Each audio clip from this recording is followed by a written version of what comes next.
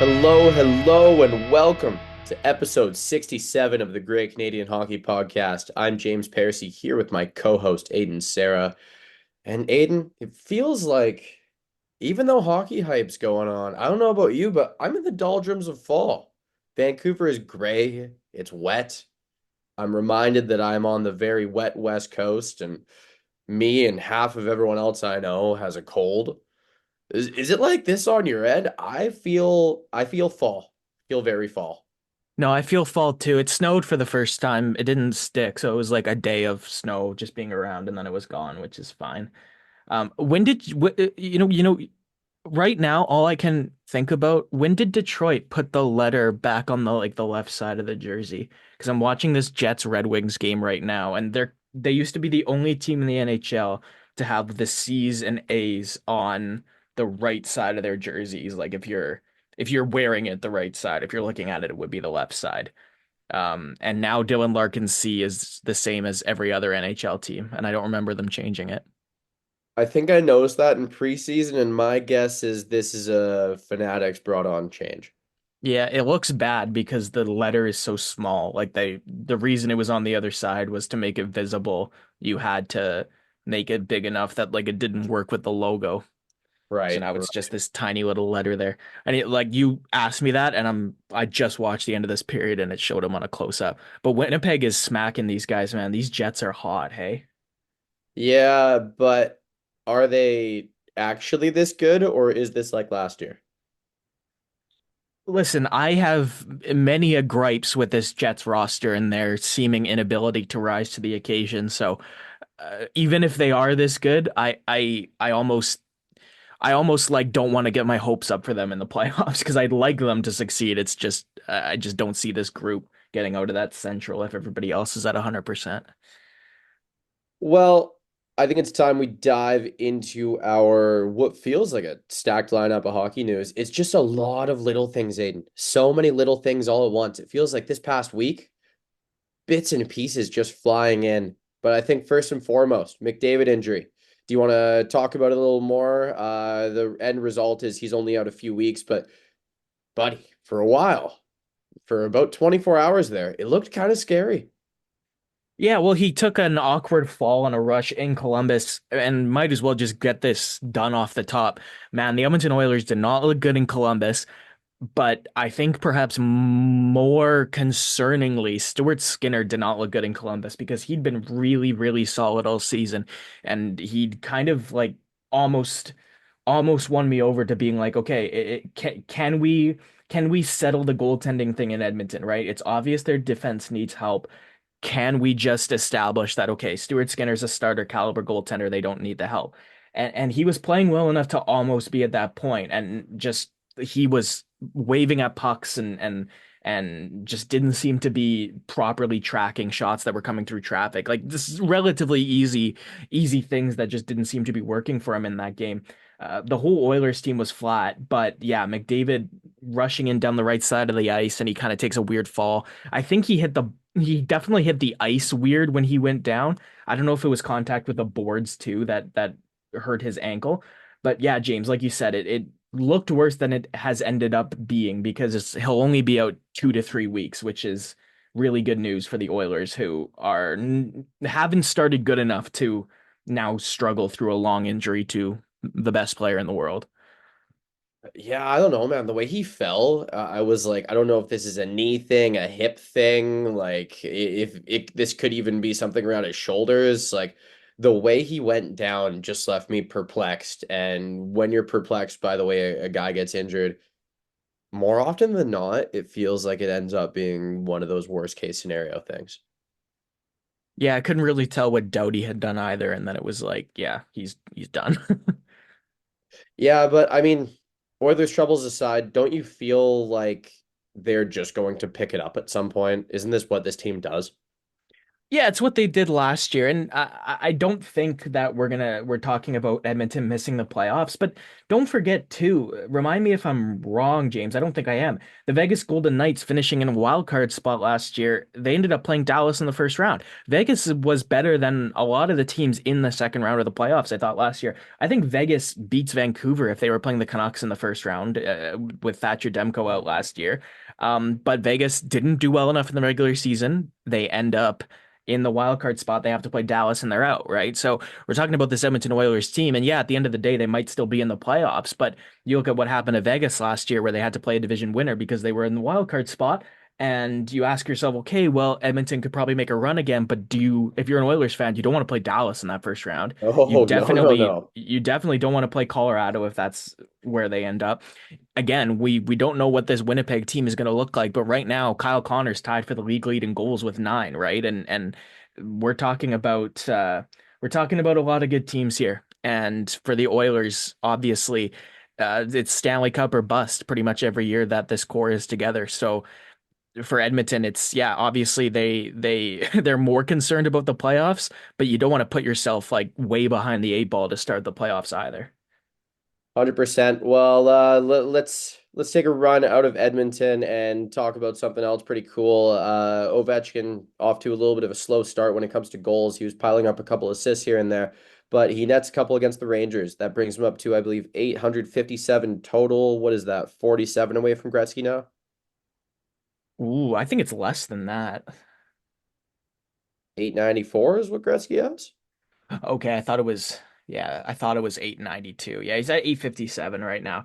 Um, how much Washington hockey have you watched, James, so far this season? Wait, that just means my math was wrong. If he's at 857, it's only 37 goals to go. Yeah, because it was 38, I think, while I was watching, because I was watching that game yesterday and I turned it on in between his first and second goals. And I think it was 38 that was what the little ticker said.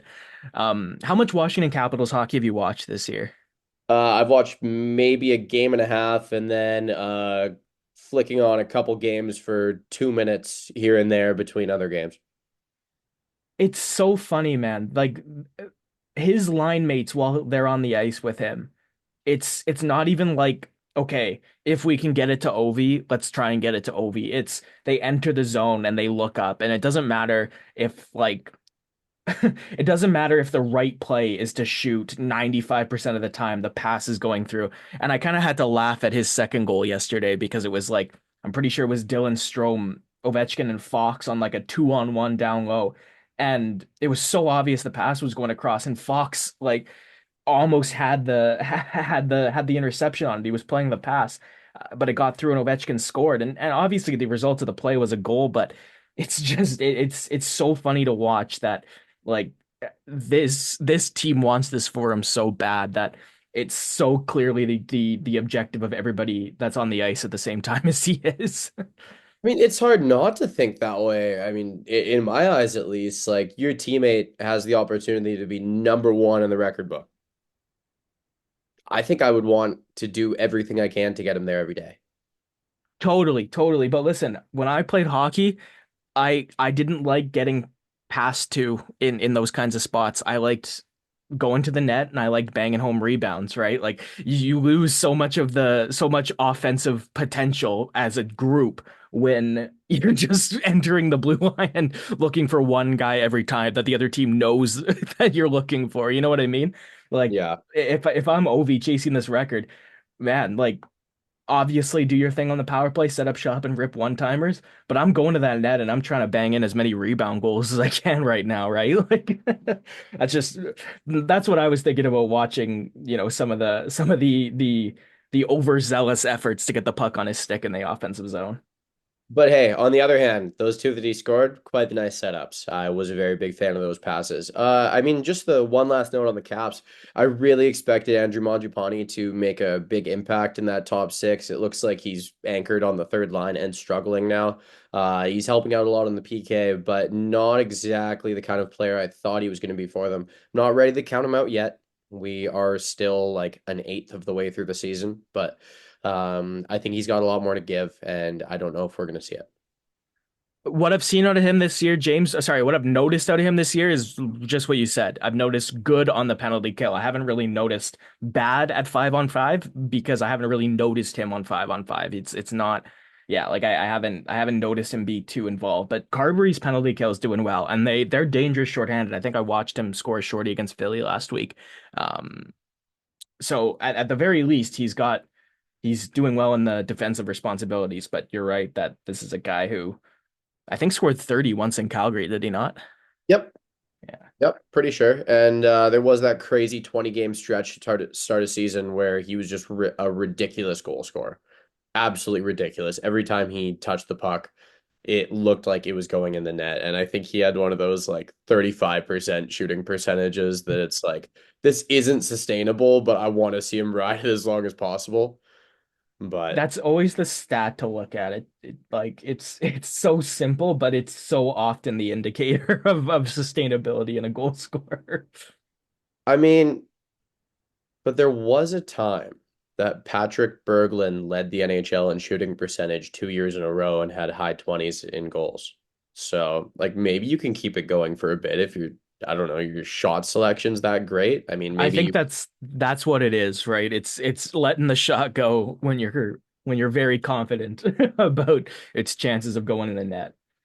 Nobody's Aiden, a couple transactions to go through here. The Maple Leafs signed defenseman Jake McCabe to a 5 year deal. I believe it was about 22 million total. Honestly, I don't mind the price tag and I like the reliability. He's a very solid defenseman to me, and maybe the final year of the deal doesn't look so great, but to keep him around, this is probably what you have to do. They followed that up right away by trading the struggling Timothy Liljegren to the San Jose Sharks for defenseman Matt Benning and a third and a fifth.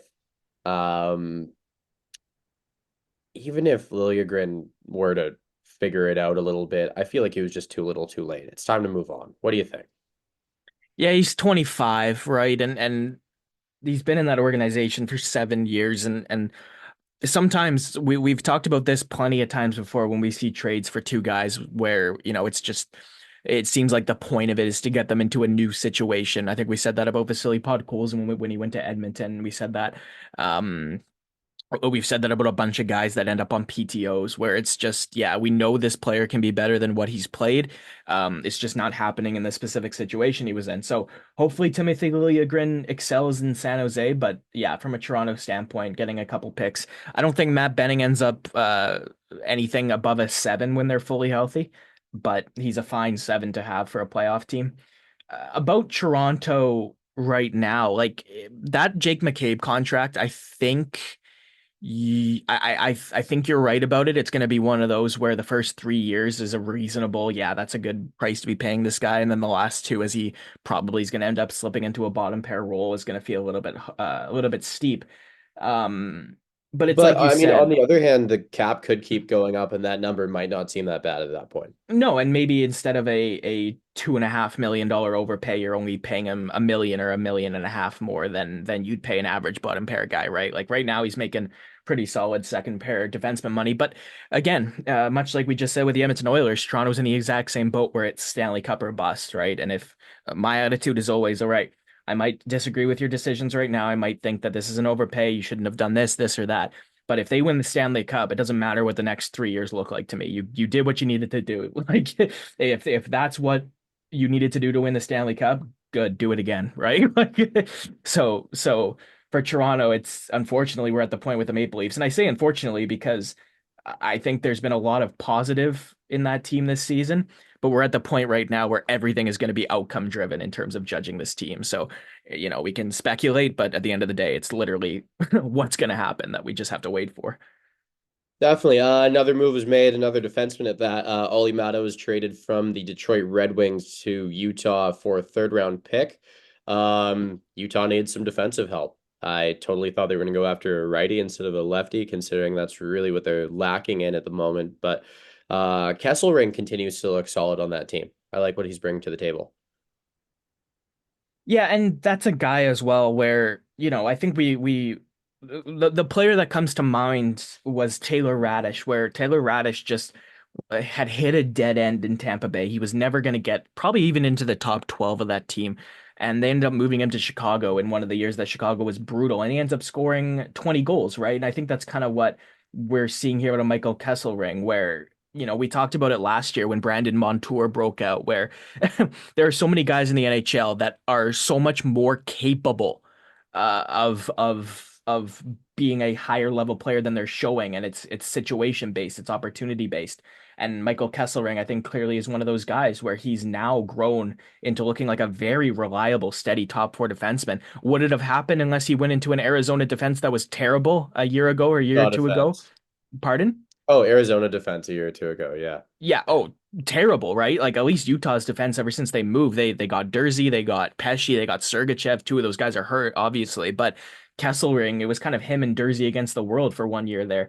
Um, and so for me, the taking advantage of the opportunity you're given from this guy is admirable because he's now, to me, I think he's a really good number 5-6 on any NHL team if I'm analyzing him as like a deadline piece. Yeah. Do you want to kind of talk Utah for a sec here? It feels like the hype is finally slowing down here. Well, James, I'll try and put this in simple terms. Utah right now seem like a very young and talented team that are good, but they need to figure out consistency and a well-rounded game as a team.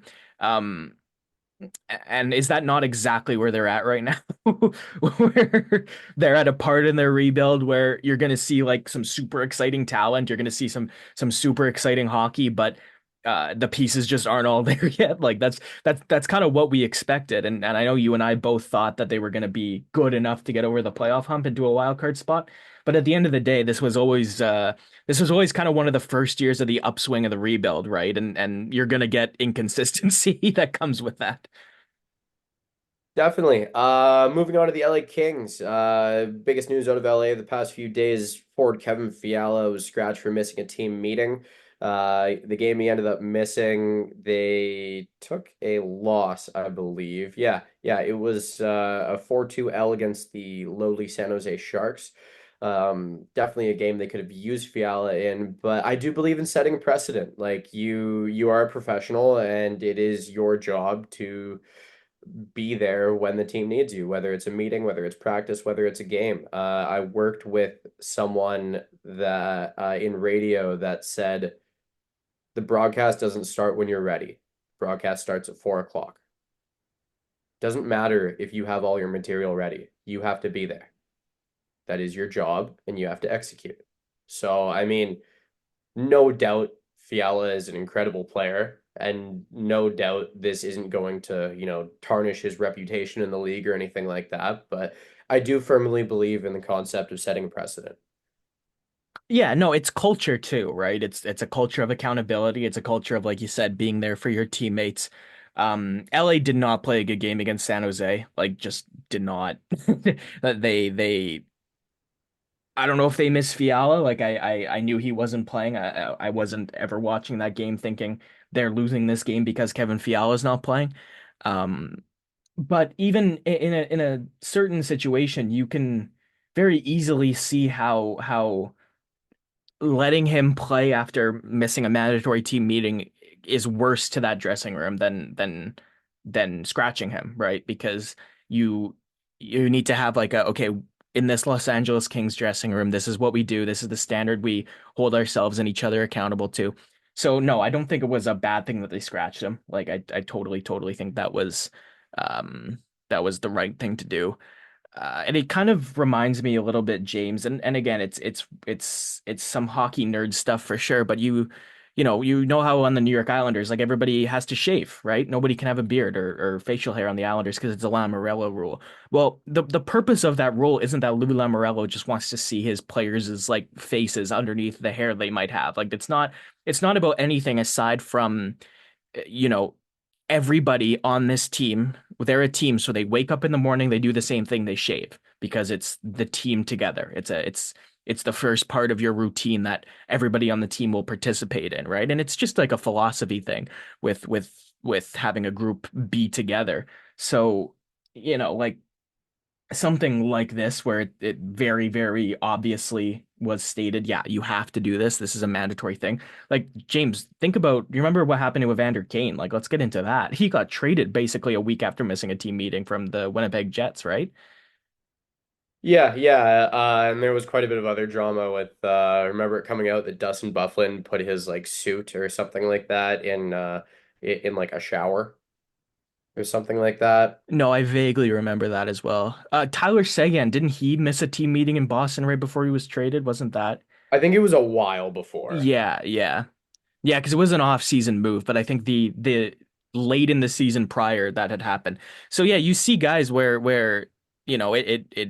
it escalates beyond just a healthy scratch. So hopefully for Fiala and the Kings' stake, it doesn't, and it's just not it's just something that doesn't repeat itself. But these kinds of things seem maybe like a little bit of silly drama, like team rules and players getting punished for it. But we've seen this lead to some real roster reconstruction when a player often can't follow the team rules. So it's definitely worth a look at. Aiden, one thing I want to touch on off the hop that I didn't get to. This past weekend, I got to go see Pittsburgh play here in Vancouver, and Yeah. that was a ton of fun. It checked one thing off my hockey bucket list that I'd never seen before, but I always wanted to see. I want to see a massive flag get moved through the crowd, and a giant Canadian flag is just moving through the lower bowl. And I just saw it going, all right, sweet, Where were your sweet. seats? We were kind of top of the lower bowl near the end, like kind of corner end. Yeah, Yeah, yeah. yeah. I want to say section 112. I will say about Rogers Arena, man, like in Calgary, there are, and in Edmonton, there are seats that you feel so far away from that rink, right? You feel like removed and the vantage point isn't very good. But Rogers Arena in Vancouver, I don't know what it is. I think I've sat all over that building in my life. There aren't bad seats, truly. Like no matter Oh, what I you actually buy. don't love lower bowl corners about near the bottom and halfway up. I don't like those very much. The sight lines just feel a little strange, and it's just like this one little sweet spot halfway through a section that doesn't feel awesome. I But think I I know do what you're tend to talking agree about. with you on that, though. Yeah, yeah. Well, and it's an underrated thing, right? To to go and buy nosebleeds and be like, all right, I'm still watching this game. Like, Yeah, it was funny. Like I'm not a Vancouver fan or a Pittsburgh fan. I just like hockey in general, and I don't have a dog in this fight. And most of the people I'm with are wearing Penguins jerseys, and I'm with a couple big Penguins fans. And my Penguins fan buddy was pissing me off a little bit. We were just antagonizing each other as good friends do. And all of a sudden, Vancouver scores 3 goals in like a minute and a half. What is it? A minute 10 seconds, I think it was. yeah. Um, I I got up in the air and screamed and chanted along, and yeah, I just had to make a point. Because you probably know just as well as anyone, when you're a huge sports fan and you're watching with friends and your team is getting bodied and your friends start jokingly cheering for the other team, that sucks. That is the most annoying thing. Even when it's just on TV, that is the worst. Like I don't enjoy it, and I know my buddy didn't enjoy it, but had to be done. There was work to be done. But yeah, I mean, sick game all around. I don't go to as many games as I used to. I think in the 21-22 season, I went to like 10 or 11, and I don't know if I'll ever go to that many games in a season again. We just lucked out with cheap student rush tickets as BCIT students, and it's a great time. But as an adult without a student card, it's a little pricier. So, but yeah, great experience at the game as always. One thing I did notice though was I love the pace Vancouver played with. Yeah. No, and I think that's a continuation of Rick Tocchet just instituting like you learn to play the right way under a coach, but then I think the extra gear that you get to is keeping all those habits and keeping the right things happening while taking the speed up an extra gear, right? And I think that's where you see teams take the step into being real contenders. So hopefully, as the Canucks season goes on, you kind of see them grow more into this group. Last note on that game, congrats to Arshdeep Bain, Surrey, BC native, on scoring a first career goal. That's always cool to see, and you wish all the best going forward in the career. But say even if you flame out, even if you don't play much more, you always have that first goal in the National League. So take that one to the bank. Hold on to that puck. Special moment. Moving on though, Sergei Bobrovsky, fastest goalie in NHL history to 400 wins. I had to double take at that stat when I saw it. It didn't seem right because I thought, how many years in Columbus did he not make the playoffs? Felt like a bunch. And in Philly before that, he never played a ton of games. Like it was never a dominant starting role. And it's what, 4 or 5 years in Florida now, something like that. 4 years. I didn't even think he was at 400 wins, let alone the fastest to it. Yeah, man.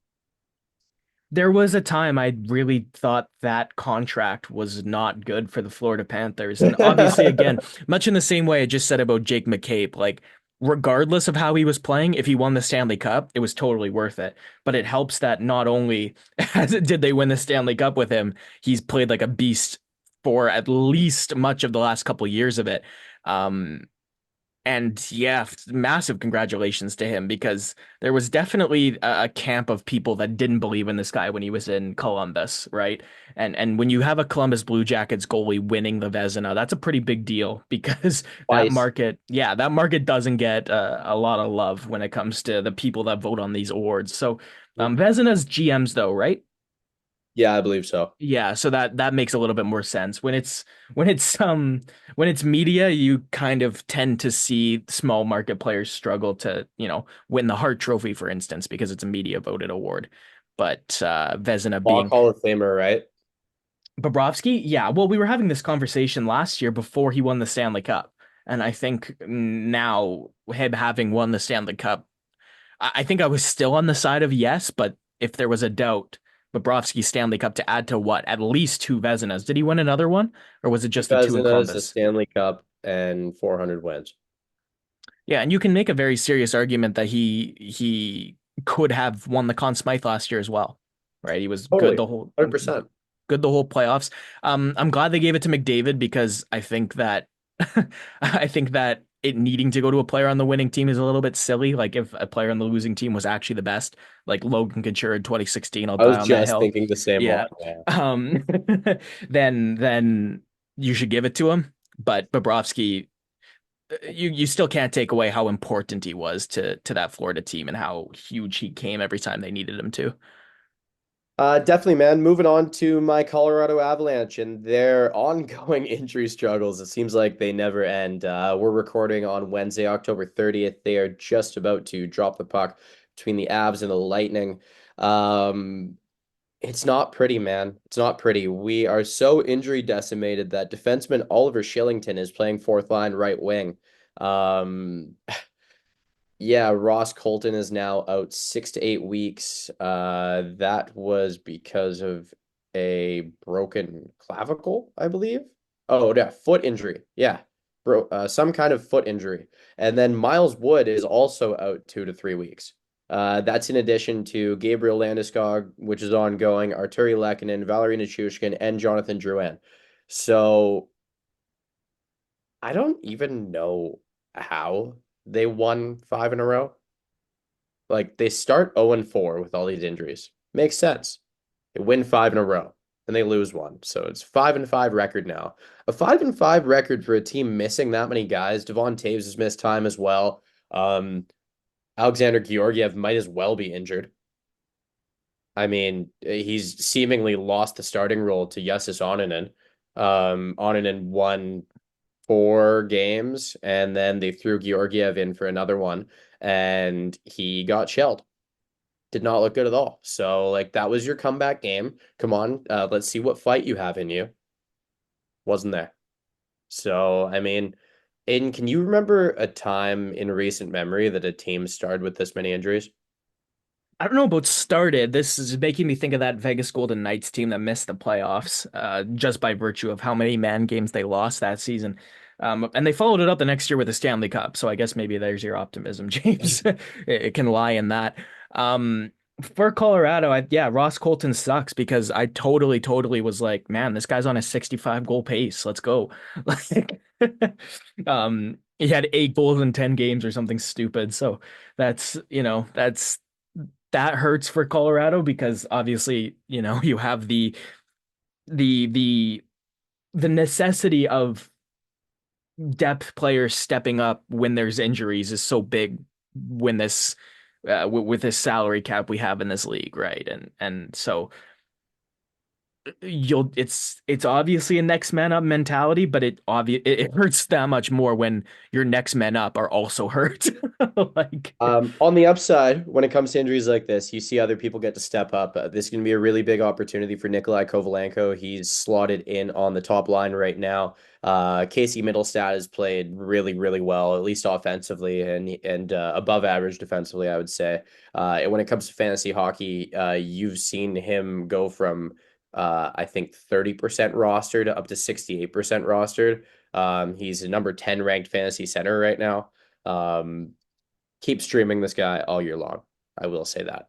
I will leave that tidbit there. I'm a very happy and proud Casey Middlestat fantasy owner.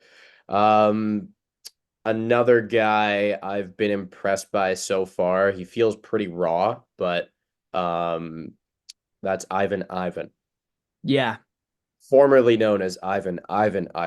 yeah. Had a conversation with a buddy of mine earlier today about how there was definitely a third Ivan in his name before, and it's not there anymore. No, somebody was messing with Gord Miller during the World Juniors. I think that's literally completely what happened. He was playing in one of the COVID World Juniors and Oh. somebody was bored, so they told Gord Miller that in addition to his first and last name, his middle name was also Ivan, and then it got reported on the TSN broadcast, and then it got adopted as fact. It was Oh, but weren't the there two Ivans on the back of his jersey? no. No. Really? I'm quite sure no, yeah. Are you 100% sure about that? I'm as close to being 100% sure without like visualizing it. I don't have a mental picture, but I'm almost positive that indeed it was not Ivan on the back of the sweater.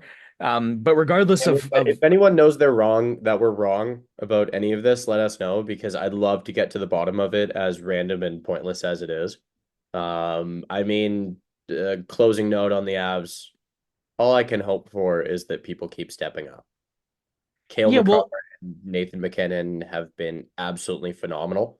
they've played 10 games each. They've combined for 33 points, right? So when you have two guys doing that, not to mention Rantanen, I think has 14 points, so you could throw him into that Yeah, godly trio, including Middlestat, who has 13, as I just pulled up Yvonne's stats.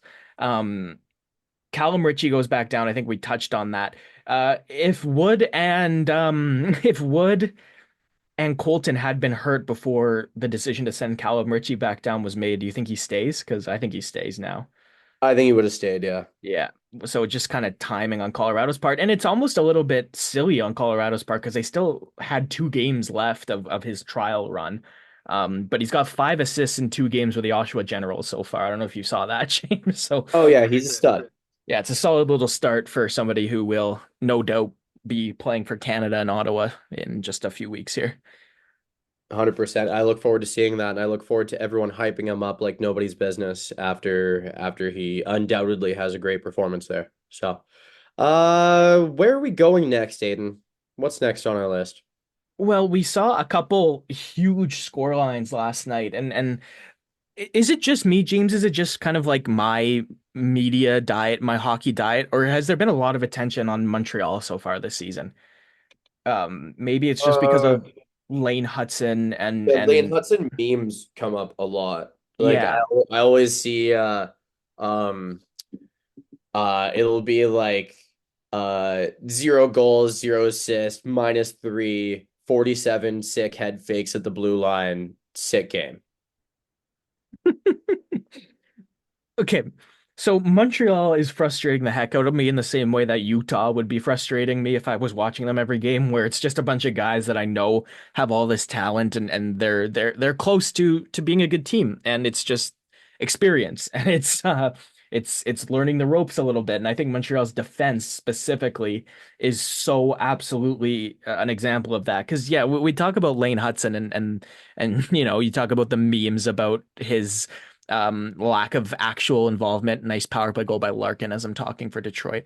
Um, but we're talking about his involvement in the game being, strictly offensive and you mentioned it, the stat line of -3. I think it's happened a couple times this season. Um, James, if you watch a whole game of this guy, he's exactly what the memes say he is. Like it's not a meme that this is a guy who is so freaking good on the puck and is such a good skater. But man, if you ask him to play defense, and Logan Mailloux, for the record, might be worse. Like so many times he just looks like a lost kid in a shopping mall. Like when the kid can't find their mom, and they just kind of stand there and they're looking for. That's what he looks like in the defensive zone, man. Like it's brutal, this Montreal defense. And Marty St. Louis completely turned around Cole Caulfield. And it makes sense. But I think, much in the same way that Vancouver's defense sucked and then they went out and they hired Adam Foote, there needs to be some form of serious defensive coaching to this Montreal team. Because I think part of like why Montembeault and Primo look so bad is they're facing a gajillion grade A scoring chances a night. Like those shots are good shots that they're facing. Yeah, I mean, you got to think that they can at least add those little facets to their game if they're going to work for it, though, right? Like, I mean, with Mayu, it might be a little bit more magnified because he doesn't really have the same level of offensive upside that Lane Hudson has. Like, I'm not knocking what he has offensively because it's pretty solid, but it's not Lane Hudson level, is it? No, it's not. Definitely not. And I again, and that's part of why, like when I see the Hudson criticism, I'm like, okay, like yeah, he could be better in his own zone, but he's not the worst, right? And this whole Montreal team, like unfortunately, you look at the lineup, and aside from Nick Suzuki, like I love the way Caulfield's been playing. I'm a huge Slavkovsky fan. I love Alex Newhook, but the team defense definitely needs to be massively helped because it's not just some defensemen that are leaving the goaltending out to dry. Like for them to have success, they would have been relying on goaltending stealing a lot of games just by virtue of how many good scoring chances that team give up.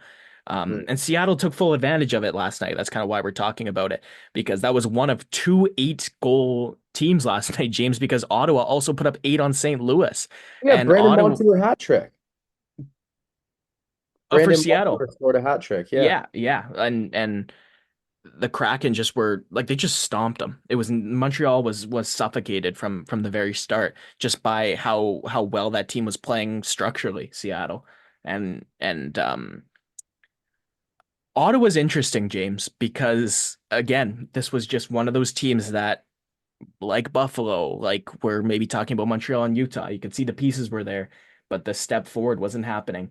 Um, Ottawa's scoring. They scored 8 goals on St. Louis. Claude Giroux's getting a lot of points. Brady Tkachuk's had a good year so far. Josh Norris, Tim Stützle. But James, Tyler Kleven has been the absolute revelation on this team for me because this Ottawa defense has gone from just so not good at all last year to this Sanderson, Clevin, Shabbat trio is dominating. And Jake Sanderson has like watch some Ottawa Senators hockey if you want to see the start of a special young defenseman, man. Because when they drafted him ahead of Drysdale, I was skeptical. And when he came into the league, it was like, oh yeah, no, this guy's going to be a good player. But I didn't see that I didn't see that he's going to win a Norris one day out of him. But the way he's been playing this year is very, very, very good. Every time he steps on the ice, he's controlling the play. And so for the Senators to have a back end that's stable and reliably moving the puck up ice, I think I genuinely think the stability in this defense so far has allowed this team to explode offensively the way they have. I would like to read you a stat line from the Sens 8-1 win over the Blues. Tim Stützle, 2 goals, 2 assists, +2, 2 penalty minutes, 4 shots on goal, 3 hits, 1 block, 2 of those points being on the power play, and all of that in 14 minutes and 50 seconds on the ice. The points per 60 on this guy is Jesus Christ. Yeah, I mean, they definitely played their top dogs a little bit less once that third period rolled in. Zach Ostapchuk had more minutes than any of their top six forwards, but I mean, that's pretty damn good. What else can you say other than that's pretty damn good? Moving on. Quite a few guys are off to some pretty hot starts right now. I want to take a second to appreciate the defensemen. We've already talked Cale Makar, but a couple other guys for me. Alex Pietrangelo racking up points, playing exceptionally in his own end. Killer breakout guy as always, and you know he's one of few guys in his class of defensemen that has that physical edge as well. It's very, very nice to see. And I find myself turning on Vegas games just because I want to watch masterclass players play at the top of their game. I mean, moving on to another defenseman, though, Josh Morrissey. We've talked Winnipeg. Morrissey is the number 2 ranked fantasy defenseman right now. If you don't have him, you're probably not going to get him now. And I say that as also a proud Josh Morrissey fantasy owner. Another one, Brant Clark. I've been talking Brant Clark every other episode right now. And even when the Kings play bad, there are serious Brant Clark highlights. Yes, he gets a little lost in his own zone. Not going to deny that. But it's just something cool about number 92 ripping across blue line to blue line in the offensive zone. And I love the way he charges up and then backpedals and leans in at the opposite blue line. It's like a little bit of a reset on the cycle they're already doing. It's making it so the Kings have a way different style of offensive zone structure when they're sustaining pressure. It's the kind of thing where other players kind of have to adapt to it. And I mean, a bunch of veterans adapting to how what is it, a 20-year-old? He's 20? Yeah. I think How, so. how a 20-year-old, 21, 21 maybe. 21. Still, you wouldn't really think that Kopitar and Kempe and Fiala and all of these guys are going to be like, yeah, let's play how this 21-year-old defenseman playing in his first full season in the league is setting us up, but they're doing it. It's a full restructuring, and I don't really know if that was the game plan because I didn't notice it in the first few games of the year. But the first few games of the year, he also struggled mightily. Like he looked bad. But I mean, there are ups and downs, but it's mostly been up since then. What have you seen from Brant Clark that you've liked or disliked? You know what, man? I'm not convinced that Joel Edmondson, like, I think Joel Edmondson was like very highly regarded in Montreal when they went to the Stanley Cup final. You remember how on that Vegas Golden Knights team that went to the final, there were guys that we knew, like, okay, I love Eric Kalla. He's not scored 29 goals again, right? William Yeah. Karlsson's not hitting 40. Well, unfortunately, I think for Joel Edmondson, like he's still riding that run to the final Well, he's as great far with the as Blues too. yeah, he was. But even in Toronto last year, in Washington, and now in LA, like uh, I don't think this guy should be getting more than 12 minutes a night. And I think that's part of why Brant Clark has struggled to me is just he's the kind of young defenseman that just needs a break sometimes, just needs a little bit of extra help from his partner, and he's just not getting it. So the mistakes he's making defensively look a lot worse than they would if he was playing with a different partner.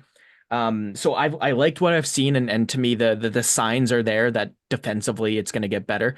Um, Josh Morrissey to me again this was his ceiling all along, and I'm glad he hit it last year and he's continuing to be at that level. But Alex Pietrangelo, James, totally came out of nowhere to me that this Noah Hanifin trade last season was going to end up building probably the second best defense pair in the NHL right now. Like Hanifin and Pietrangelo playing together are killers. You're not getting anything done offensively against them. You are not even sustaining offensive zone time when these two guys are on the ice together. Like I'm a huge Shea Theodore fan, but what Hannafin and Pietrangelo have managed to put together, or sorry, have managed to put together ever since they've been partners has been just so good and so solid every time they're on the ice. They like Shea Theodore playing that right side, and he's playing well in that right side spot because they go Braden McNabb, Shea Theodore on the second pairing. And man, like this start for this Vegas Golden Knights defense is really good because as once Theodore and McNabb, you know, once that pair kind of settles into each other and it's hard. It is really hard to play with two defensemen that are the same handedness on the same pair. It's difficult. But once getting used to it is over the line for that second pair, and you add 100% Shea Theodore and a very solid Braden McNabb to a Hannafin and Petrangelo pair that just literally so reliably are like they're killing plays, they're killing rushes, and they're killing the cycle game. Do you remember how much do you remember about the 2011 Stanley Cup final? Quite a bit. What Yeah, specifically? the way Zdeno Chara shut down the cycle game is very Right. reminiscent of what Noah Hannafin and Alex Pietrangelo are And doing for this Seidenberg. Vegas team. Seidenberg was great at that Yeah, too. it was Seidenberg and Chara that just stifled the Sedins and Burrowses the way they controlled the periphery of the game. It was just they suffocated them. Periphery, Um, there's your word again. yeah, and Vancouver as a team, James, they scored 8 goals in 7 games in that playoff series. So it tells you all you need to know about how effective Chara and Seidenberg and Tim Thomas's illegal pads were in just completely shutting down that Canucks team. But Pietrangelo, man, if you asked me last year at this time, I would have said 50-50 on him making Team Canada because I had started to see the age maybe creep in a little bit there. But he's going to be a huge piece for this Canadian defense in this Four Nations Cup coming up. Yeah, I'd say he's damn near a lock. No doubt. You want to talk a couple forwards? I believe one of them is Kirill Kaprizov. Well, Kirill Kaprizov in the Minnesota Wild, yeah, like uh, we talked about Minnesota at the start of the season, kind of like in the same way we talked about Winnipeg, where we were like, yeah, we love these players. It's just, do they click? Does this happen? And Kaprizov and Matthew Boldy and Marco Rossi and Matt Zuccarello have all been so good offensively this season to the point where, I was looking at that Wild team and I was kind of saying to myself, all right, they going to be able to score enough goals to help out their goaltending and their defense? Well, their goaltending and their defense has been really, really good. Jacob Middleton has been awesome. Brock Faber's been solid. Jonas Brodin's been good. They're getting Jared Spurgeon back from injury finally, but Philip Gustafson, James, he's 4-1-1 with a 922. So all that to say that the rest of this team is playing so well, and you look at everybody and you're like, oh yeah, this team could make some noise, and then you look at their top guns. The way Kaprizov is controlling play and slinging the puck around is unbelievable. They get it on his stick in the offensive zone, and the respect that he's getting from other defenses is really interesting as well because it's almost like there's almost a panic when he starts moving with the puck in the offensive zone where the other team is just it almost seems like they're so focused on shutting him down that guys like Boldy and Rossi and the defensemen that are activating, it just opens up so much more space for other players. But Kaprizov, it takes nothing away from his offensive contributions either, right? Like he's so good at manipulating the offensive zone for his team's advantage, whether or not it's him actually putting the puck in the net. And it's interesting to watch if you just watch Minnesota and just watch 97 and the way he moves around the ice. It's he he's the mix of Panarin and Kucherov I love, right? Like Hmm. it's kind of that right mix of the two players that is just so much fun to watch. I'd almost argue that neither of them have the edge work he has, though. No, exactly. Yeah, he's an excellent skater too. Yeah. And I, Okay. yeah, no, He has like an unnatural style of skating that I don't think is teachable.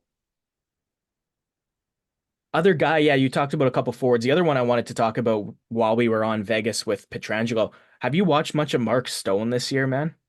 Yeah. Yeah. And it leaves a sour taste in my mouth because of how many people I know and I just talked about like I don't think there's any way he could just still have it at that level. And whatever it is, he's got it. He's got a lot of it. Almost too much, maybe. Oh, dude, I just so badly want to see him play a whole year. Like he's never played a whole season. Like I think his rookie year was the closest he ever came to playing a whole season. Um, and an 82 game Mark Stone, even at 32, like he's showing that, man, don't uh don't count me out of anything. And this is a guy, James, he's got 18 points so far this season. And this is a guy who's one of the best two-way wingers in the NHL. And that was always what I loved about his game was Maybe the best. yeah, was how effective he was 200 feet of the ice. He's still effective 200 feet of the ice, and he's now scoring like crazy. And part of that is how good the Knights have been this season offensively, but part of that is Mark Stone is making himself is involved in everything. He's never a passenger on any shift he's on, and it's awesome to watch a guy just be that involved even after everything that's happened with Stone, right? Like it'd be so easy for him to to take on a different role with this team, like you said, where, can he be that guy after all the injuries he's had? And the answer is yes so far this year. Well, especially at 32 years old with that laundry list of injuries. Like these things pile up. I'm 26 and I feel every injury I've ever had. Like, and I'm no professional athlete. I don't have to do anything relatively to that level every day. So you factor in everything this guy's had. He's in a growth removed from his back that was causing him immense pain at all times. He's had so many other things. Wasn't there something with an ankle at one point? Oh, dude, don't even. I think he's had probably most parts of his body injured at times. And you could say that's because of the style of game he plays, but man, I want someone playing that style of game on my team every night. He's physically daunting in the offensive zone. Like if he's coming in on the forecheck, I'm running. I'm getting off the ice. Well, and I think the best part is, it's not just if you're a defenseman and you're going back to get the puck and you've got Mark Stone coming up in your grill. I think the hardest part is being prepared for what he's going to do because he could just as easily lift your stick and be a huge problem going towards your net as he could just laying you out into the wall. And you almost have to be very prepared for anything. And the amount of NHL defensemen that in a close foot race with Mark Stone can escape from it's a short list, man. Yeah, I want to say one time I watched him go in, look like he was lining a guy up to absolutely body him, and the guy braces himself. Stone just gives him a little shoulder nudge, pushes him out with his elbow, and then sticks it out with one hand, goes for a wraparound, scores. And the other thing that I think is very, very, indicative of the effectiveness of having a group together and healthy as the season's gone on, you know what he's been doing more of? Um, I've seen him pull up on the hit and then read the pass way more this year than before, right? Like his ability to react to what's happening is just again and I'm gushing over these things, James, because at the end of the day, I think you and I are both in the same camp that our favorite players are the smartest ones, right? Yeah. And he's just another one of those guys that at the end of the day we can sing all his praises, but the thing that makes him as good a player as he is the IQ, the hockey IQ.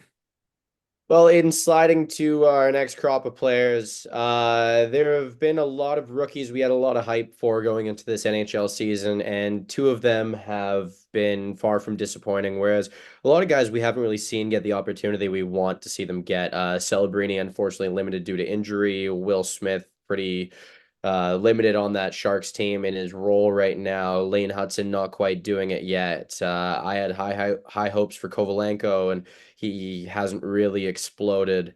Um, Tons of other guys that could keep going down the list. Cutter Gauthier as well. But Logan Stankoven and Matvei Michkov. Anyone with a cell phone and any account on any social media knows what Matvei Michkov's doing. We know how good he is. And we know what layers he's adding to his game as well. The guy looks great physically. He looks solid in his own zone. He's creative. He's dangerous in the offensive zone. He's attacking lanes, moving up the ice. Exactly what we said he was going to do 4 years ago when we first started talking about him. This is a guy who is dangerous everywhere because of how smart he is. But I think people need a little bit of a refresh on Logan Stankoven because he's not really getting as much hype right now. He's not really getting the coverage. What can you tell them? No, he's not. And part of it again, it's a market thing, right? Dallas is just a smaller hockey market, but part of it too is how good Dallas has been this year because we're talking about the Dallas Stars, James. We're not even talking about the fact that Matt Duchene looks like oh, what's the best version of Matt Duchene? Was it 21, 22 in Nashville or was it like the mid 2010s in Colorado? Whatever you think it is. It's either 13, 14, or the season that he was in Ottawa and traded to Columbus. Yeah, he started like a beast that season as well. Yeah. But he's at the best he's ever been, right? Like I've been a little bit disappointed with the Robertson and Johnston duo that I always have super high hopes for. But Jake Ottinger's been a beast. Matt Duchene's been amazing. Rupe Hintz and Tyler Seguin are producing, but Stankoven just in the 2021 U18 World's Gold Medal game he was out there with Bedard and Wright and Brennan Othman on that Canadian team. And James, the thing that I noticed most about 17-year-old Logan Stankoven that I think I've mentioned time and time again as we've talked about this guy since, man, it's this guy's motor. And it's almost that if you if you want to show an undersized forward, okay, how do you make the NHL? Just take him to a Dallas Stars game and say, okay, just watch number 11, watch what he does. Because again, it's the hockey IQ to to pull off what this guy pulls off as far as just having the puck on his stick and being able to make plays with it without having his space taken from him. But even again, just with what he does off the puck, he's what? He's 5'8". You would think the guy's 6'3" the way he plays, and I think that's the best part of his game. Goal and 9 points in 9 games, and he hasn't looked like he shouldn't be in the NHL for a second.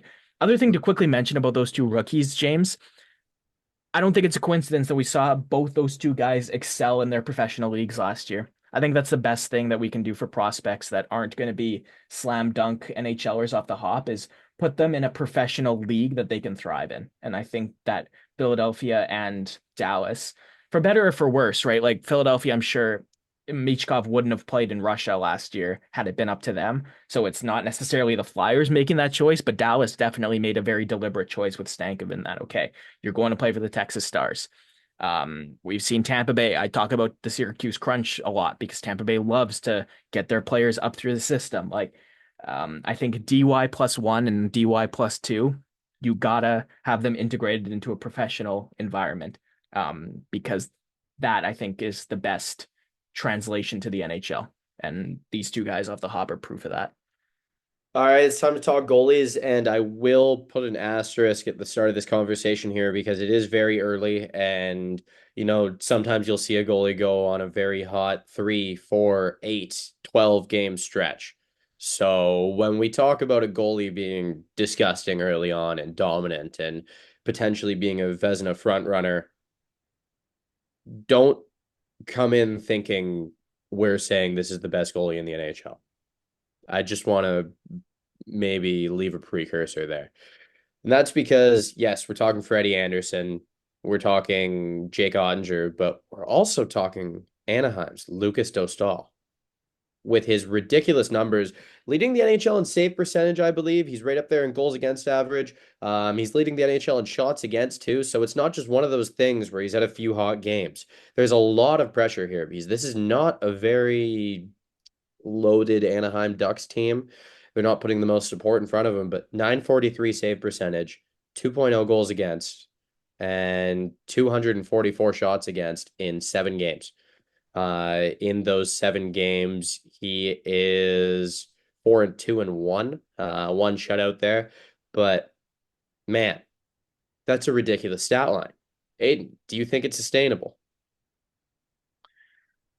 Do I think that the numbers are sustainable? No. He's 4-2-1 with a 200 goals against and a 943 save percentage. So no, that's not sustainable. Is Lucas Dostal being a high caliber starter sustainable? I'm inclined to lean yes. But He it's not a super confident yes. It's like I think probably maybe. Yeah, because he's only 24, right? And we were just talking about it in the context of Timothy Liljegren, and I think it's even more true for goaltenders that it's all just timing and opportunity and fit and X and Y, right? Like, and we're seeing that even, we want to take a Vancouver local outlook on it. We're seeing that with Kevin Lankinen too, where Lankinen, to me, at least from what I had seen in the 4 seasons he'd played, he was always a goaltender that I watched. I was like, you know what, this guy is totally, totally good enough to be in that 1A, 1B category. Um, and it just, the opportunity wasn't there, the fit wasn't there, and now it has come in Vancouver thanks to injuries. And I think Doshtal is kind of the same thing. He found a spot in a team that was rebuilding, and a team that would have a little bit of patience with him, and it's paid dividends. And that to say, if you're a fan of an NHL team and you have a goaltender that's in their early 20s that is struggling, don't give up because goaltending, it's one of those things that it's just going to click one day, right? You talk about like Sebastian Cossa looks really, really good in the AHL right now. Everybody was writing him off because he was 20 and he was playing some ECHL time. No, guys, come on. Like, let's just let's let's give these kids some time to develop. And for Dostal, my hope is that it's better from here because the early returns have been so good, and he looks very confident in the net. And for a 24-year-old on a bad team to look confident is a good thing. 100%. And I mean, if we're talking goalies, keep an eye on Justus Ononen in Colorado. He looks dynamite so far. And I'm pretty sure I've been gassing this guy up for 2 years. I mean, I don't even think he's the best young goalie in Colorado's system, but the other one's a few years off. So that other one being Ilya Nabokov, who is currently a stud in the KHL. But And I believe not related to Yevgeny Nabokov. no relation, no relation. Just another Russian name repeating. I swear some of them sound like they come out of a name generator, but you know, I digress. I think that's all we have for NHL news for now. I think you wanted to talk a little bit about best on best hockey, as we have a decent amount of that coming up in the next 2 years with the Four Nations face off and our next Winter Olympics. Yeah, so the roster announcement for the Four Nations team, James, was odd because the teams were asked to pick 6 players last spring. Yeah. That's weird. But they did it. So we know 6 players per team. And if I'm not mistaken, my gut is telling me it's week 1 of December, right? That we're gonna get the rest of the rosters released. Yeah, because the tourney's in February. Yeah, so it's quite early that we're seeing these teams put together, which is interesting. And it's going to be very interesting for the Canadian goaltending. But taking a little bit of the analytical side out of looking at these best on best setups for a second, James, what year did you, what year got you into hockey? Like, what year do you remember being like the first playoffs or first tournament? You're like, wow, I love this. Well, got into hockey or became obsessed? Both. Okay, got into hockey. It was Vancouver. No, no. It was the 02-03 Cup Finals watching Paul Kariya. And then after that, it was like West Coast Express stuff with the whole Naslin, Bertuzzi, Morrison, Matthias Oland. Like it was just a fun era for me. But then Obsessed, that came in the what is it, 18-month period between the Olympics and the Canucks run to the finals. That's when I became fully obsessed and I'm diving into franchise modes. I'm collecting hockey cards again. I'm cruising through Wikipedia for storylines and I'm watching every cup final and playoff intro that YouTube has to offer. See, I'm glad you went to the 2010 Olympics because that's that's largely the point I'm making here with myself too. Like it was the 2009 World Juniors that I remember being the first like, okay, I this sport's really cool. But much like you, the 2010 Olympics was the because to me, and I've said this on this podcast before, you can call it the bias of nostalgia, but that hockey was so good, and It was it remains in my head some of the best hockey we've seen from like a competitive game and an excitement standpoint. Um, but it feels so wrong, and it guts me, James, that it's going to be 9 years between best on best tournaments. And so I guess my main point that I want to get across here, I know for a fact that we have listeners of this podcast regularly that aren't diehard hockey fans, and my big message to them and my big message to anybody in general is not to take this for granted, right? Let's not take the fact that we're seeing the best these countries have to offer head to head for granted because we've seen in the last 9 years, 8 years how how not a staple it is and how not guaranteed it is that this is going to continue. But man, whether it be the 2010 Olympics, I know that the 2014 Sochi Olympics and the World Cup in 2016 both didn't reach the heights hockey wise that that 2010 Olympic tournament did, but no matter what, this means so much to these players and you can see it every time they're on the ice. So if if you're a new hockey fan and you don't remember the World Cup, you don't remember the Olympics, I just want to implore you to get very into this best on best tournament because this is going to be very, very cool as we get closer to it. Um, no doubt you've seen the intermission segments talking about what players are selected, talking about who the favorites are.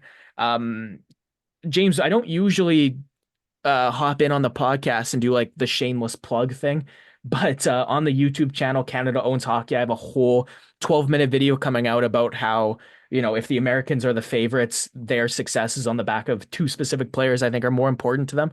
And I get very deep into that. So check that out. It's coming out this weekend on the YouTube channel, which has all the podcast on it as well. If you'd ever rather listen to the podcast on YouTube than wherever you get them. It's convenient, it's easy, it's there the next day as well. So the whole point here is that best on best hockey is oftentimes the best version of the sport. So don't let it pass you by if you're a casual fan. Just appreciate this because it's going to be great and we don't get a lot of it.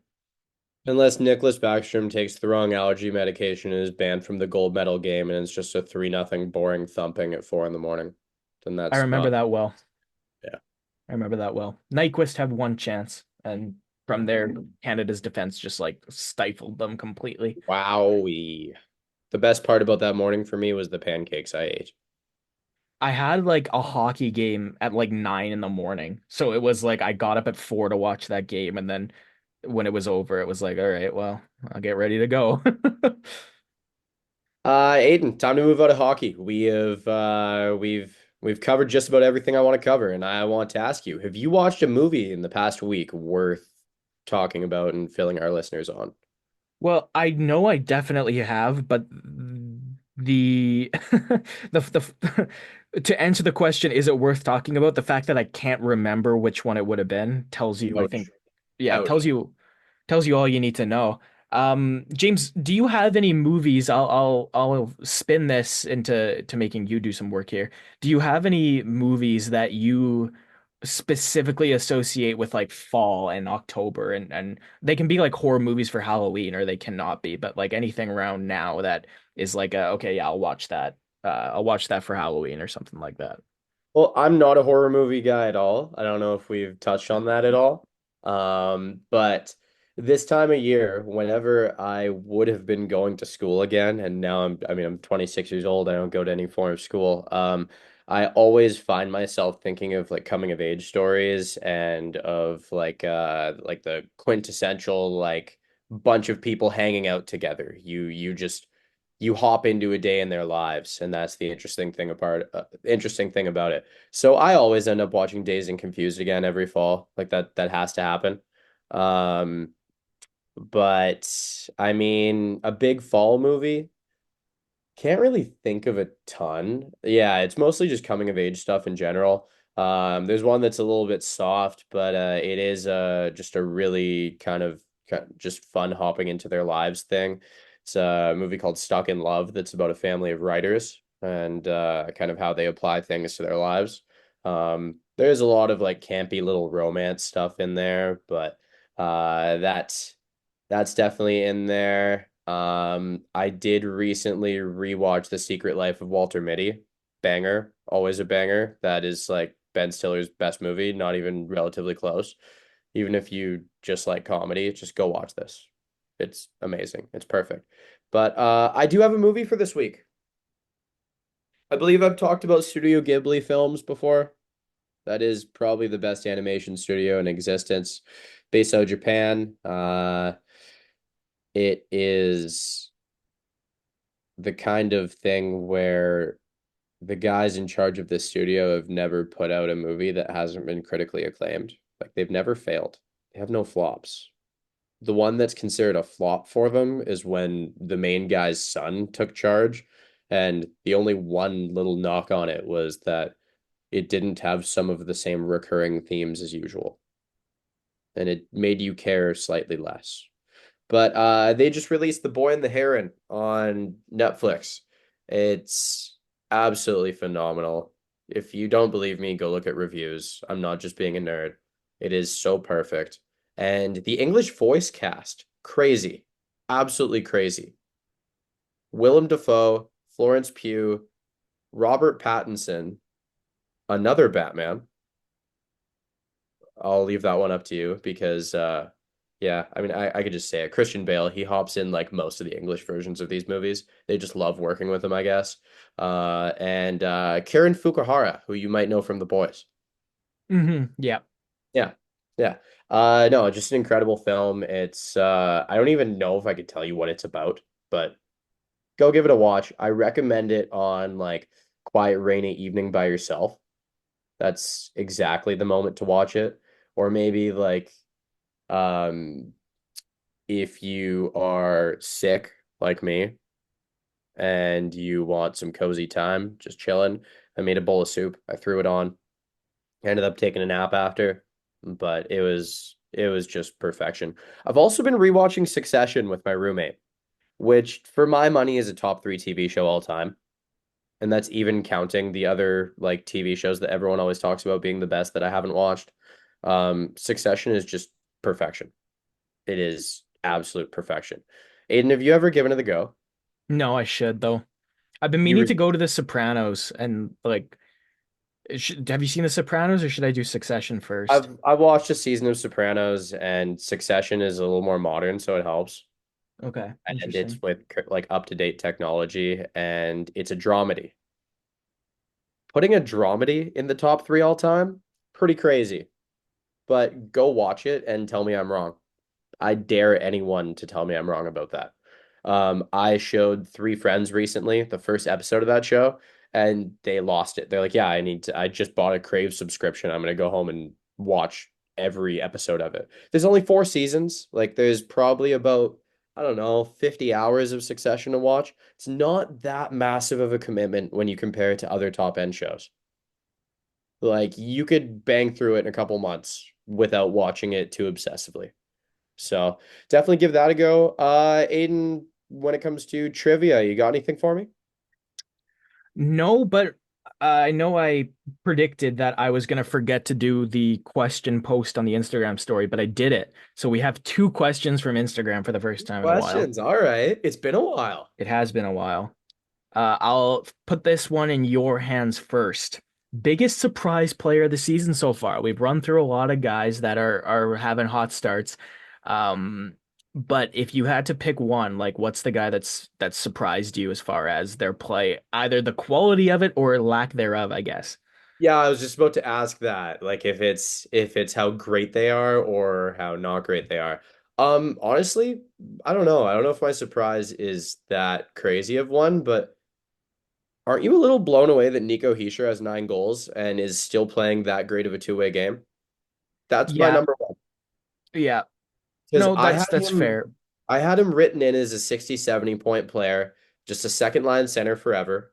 And he is a second line center behind Jack Hughes, but I mean, Hughes hasn't been playing phenomenal. So he sure is stepping up offensively. And dude, it is crazy. To some people, Jack Eichel might be a surprise. It's not really a surprise to me or anyone else who knows the sport very well. He's that good. He's always been that good. You got one? Who's your biggest surprise? Well, and this feels like cheating, but I just want to say the entirety of the Calgary Flames, man, That is because that is a that's a cop out. You need a player. I think it's Rasmus Anderson then, and it's again like we've talked about that. What was it, 21-22 Calgary Flames team that was just unreal with him there. And he was But the number one D. and I watched this guy last year, and I was just so disappointed every time I watched him. And he's just the heartbeat of this group, man. Like he is every time he steps on the ice, he's the best player on the ice so far this season. And um, What again, the about his goal guy's celebration? I love it. That's The so stare funny down. too. Yeah. Oh. So he'll always find an opposing fan and just stare them down in the crowd if you don't know, which he's got what, he's got 4 goals already this season, so he's done it a few times. Um, no, I've been blown away with this guy, and he's a guy I believed in, but I'd kind of believed that the best he was had passed him by. But wow, he's been awesome this season. I'm happy to see it. Calgary, I think, is kind of doing themselves a disservice because this isn't sustainable. And I think they're going to be a lottery team at the end of the year, and they're going to not want to have these points when they're fighting for last. But they've looked really, really solid so far this season. And worth mentioning as part of the Calgary Flames thing, I really hope, James, that Ryan Huska, I think I might have mentioned this before. I hope Huska doesn't end up one of those rebuild coaches that was always destined for failure because of the time he was brought in, because he's done a lot of good stuff with that team, as has Craig Conroy, in my opinion, so far. So big shout out to the Flames GM and coaching, which I definitely wasn't shouting out 2 years ago. I'll tell you that for free. They just sent down what's his name? Klapka? Coronado just got sent down, which surprised But they me. activated Hanzik. Did they activate Hanzik? Okay. They Well, activated Hanzik today, yeah. yeah. He hasn't burned through his 9 games yet, not even close because he got No. hurt. But um, yeah, and the other thing too, like Mackenzie Weegar's got another gear too, right? Like Blake Coleman's got another gear. So even as this Calgary Flames team has started well, some of their best players still have, can still get better. They just got Sharon Govich back. I don't think he's got a point yet through 2 games. So Dustin Wolf looks good. It's nothing but positive out of Calgary. Because at worst, these guys are just driving their trade value up. Totally. Totally. What's the next question? Next question. Which teams? Oh, you know what? I should have read this before I answered that question with Calgary because it's about expectations for teams. Which teams have exceeded your expectations? Which teams haven't? Do you want to start this off? I will avoid the Calgary Flames because I just talked about them for a while there. Yeah, Aiden, there's a couple different ways I could go with this, but um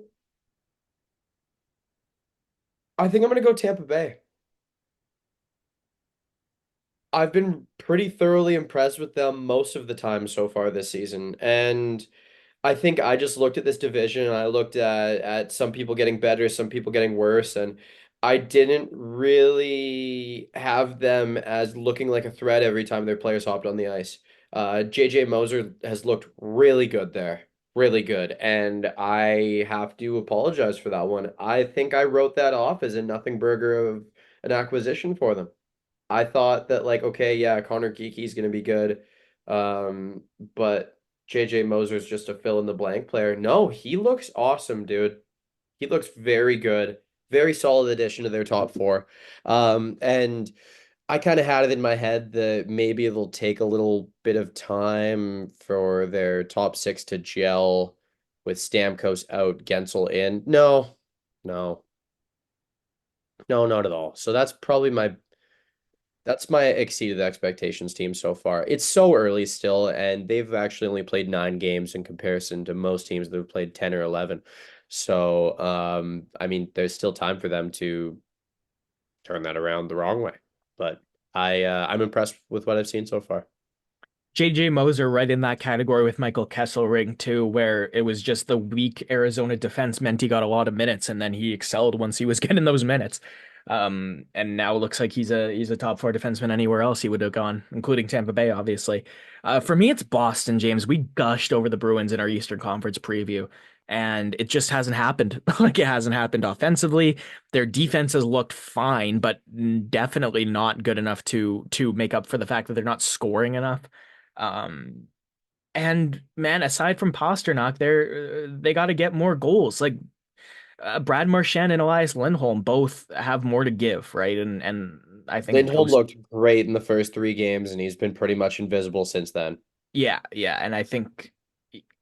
Yeah, I think there's a way to set up this Bruins team that gets the best out of everybody that Jim Montgomery, I have faith will because I think he's an excellent head coach. Um, As far as teams exceeding my expectations, obviously it's Ottawa, man, because even at 5-4-0, like I am seeing so much positivity out of Senators games that I didn't see last year, right? Like it felt like they were barely scraping out victories last season when I watched them. And so far this season, it's been a lot more where I've like if they're not winning games, I'm like, you know what? They played well enough to win that. No shame, right? Definitely, man. I think some good insight there. Altogether, quality episode. Good chatting with you, fella. Unless you have anything else to add, I think this is where we close it. I think we can. All right. So without further ado, let's roll that outro. Thanks, guys.